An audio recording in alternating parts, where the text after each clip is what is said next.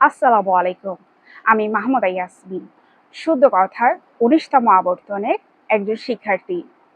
আজকে আমার ভিডিওর বিষয় বর্ণ ও শব্দের সঠিক উচ্চারণ সম্পর্কিত সংক্ষিপ্ত আলোচনা এবং অনুশীলন। চলুন শুরু করা যাক। উক্ত ক্লাসে আমরা জেনেছি প্রধানত বাক প্রত্যঙ্গ সমূহ ৭টি। প্রথমত জিভ, যার ৩টি অংশ রয়েছে: পাতা, সম্মুখ এবং গোড়ালি। দ্বিতীয়ত ঠোঁট, আমাদের উপরের এবং নিচের ঠোঁট। তৃতীয়ত চোয়াল। চতুর্থ দাঁত, দাঁতেরও ২টি অংশ রয়েছে: গোড়া এবং দন্তমূল। পঞ্চম তালু, তালুতে আমরা ২টি ভাগ দেখতে পাই: কোমল তালু এবং শক্ত তালু। ষষ্ঠ বাক, সপ্তম স্বরচন্দ্রী। এরপর আমরা ক্লাসে জেনেছি বাংলার মৌলিক স্বরধ্বনি ৭টি, যথা ই, এ, এ, আ, অ, উ, ও, উ।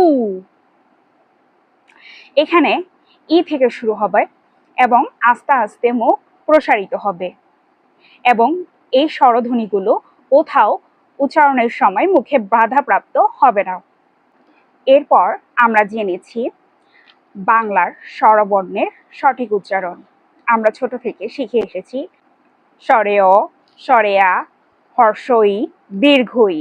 কিন্তু না, এখন থেকে আমরা এটা উচ্চারণ করব অ, আ, ই, ই, উ, অ, এ, ওই, ও, ও। এটা ছিল স্বরধ্বনির সঠিক উচ্চারণ। এখন আমরা জানব ব্যঞ্জন বর্ণর উচ্চারণ সম্পর্কে। ব্যঞ্জন বর্ণ উচ্চারণ করতে সবসময় স্বরবর্ণের সাহায্য লাগবে। ব্যঞ্জন বর্ণগুলোকে ৫টি বর্গীয় বর্ণে ভাগ করা হয়েছে। প্রথমত আমরা এখন আলোচনা করব ক বর্গীয় বর্ণ নিয়ে। যেমন ক, এখানে অল্প প্রাণ এবং মহাপ্রাণের কিছু বিষয় লক্ষ্য করা যাবে।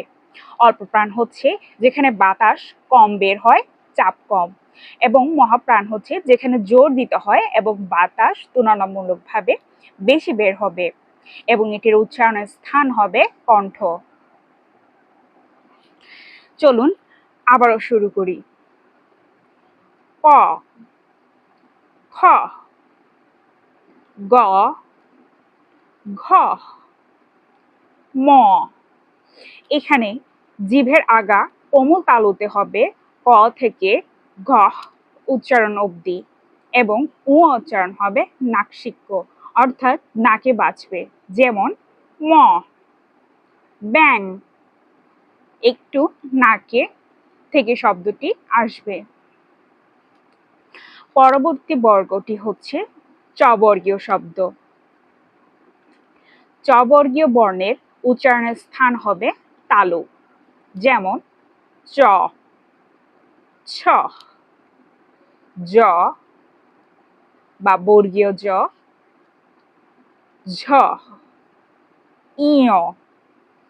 এখানে ইয় এই বর্ণটিও ম এর মতো নাকশিক্য হবে, অর্থাৎ নাকে থেকে উচ্চারণটি আসবে। ইয়, যেমন মিয়া। এরপর আমরা জানবো ট বর্গীয় বর্ণ নিয়ে। ট বর্গীয় বর্ণগুলো উচ্চারণ হবে দন্ত, অর্থাৎ দাঁতের কাছ থেকে। যেমন ত, থ, দ, ধ, দন্তন্য। পরবর্তীতে আমরা জেনেছি প বর্গীয় বর্ণ নিয়ে।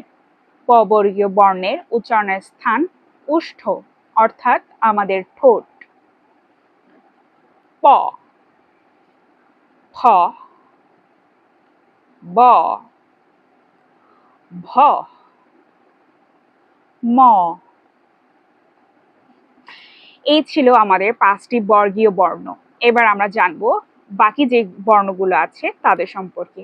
যেমন জ, জয়ের উচ্চারণ বর্গীয় জয়ের মতো হবে।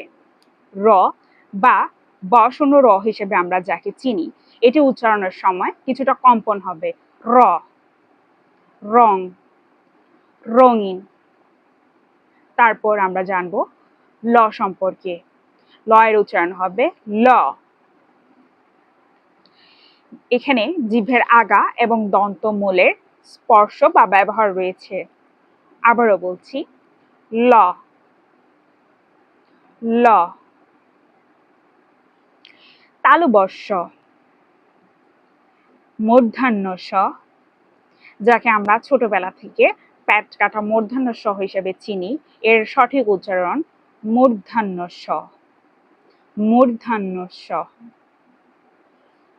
দন্তস্ব, তালবস্য, মূর্ধন্য ষ, দন্তস্ব, এর উচ্চারণ ইংরেজি এস এইচ এবং কিছু কিছু ক্ষেত্রে এস এর মতন উচ্চারণ হবে।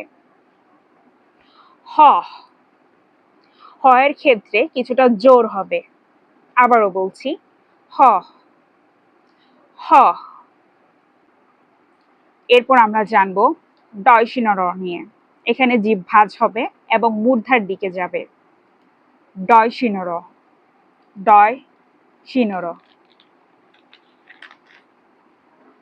ঢয়সিন র, অন্ত্যস্ত, খণ্ডত্ব, অনুস্বার, অনুস্বার। কিছু কিছু জায়গায় অনুস্বারের উচ্চারণ ম এর মতো হয়।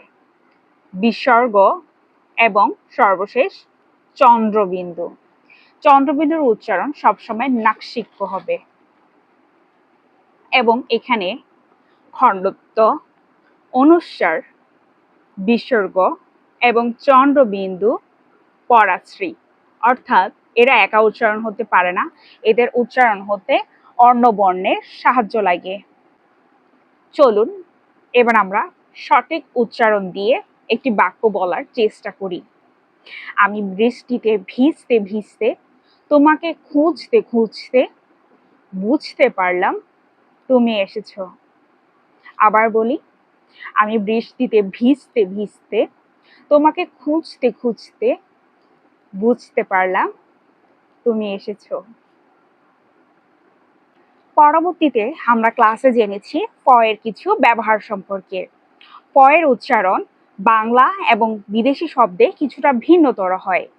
আমি চেষ্টা করছি সঠিকভাবে উচ্চারণ করার জন্য।